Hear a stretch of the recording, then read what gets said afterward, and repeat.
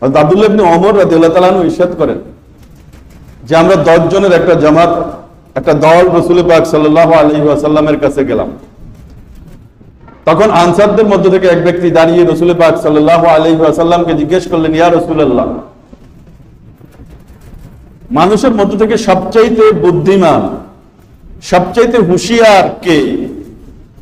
রাসূল পাক সাল্লাল্লাহু আলাইহি ওয়াসাল্লাম ইরশাদ করেন, সবচাইতে বুদ্ধিমান, সবচাইতে হুঁশিয়ার ওই ব্যক্তি যে ব্যক্তি মৃত্যুর কথা বেশি স্মরণ করে।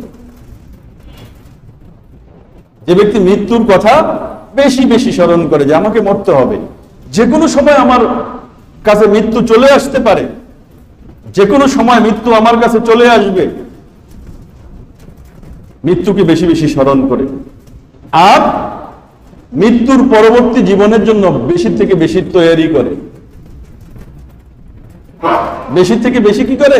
তৈরি করে, প্রস্তুতি গ্রহণ করে, মৃত্যুর পরবর্তী জীবনের জন্য আমল করে। এই ব্যক্তি হলো সবচাইতে বেশি হুঁশিয়ার, সবচাইতে বেশি বুদ্ধিমান। রাসূল পাক সাল্লাল্লাহু আলাইহি ওয়াসাল্লাম আরো ইরশাদ করেন, এই ব্যক্তি দুনিয়া আখিরাতের মর্যাদা লাভ করেছে।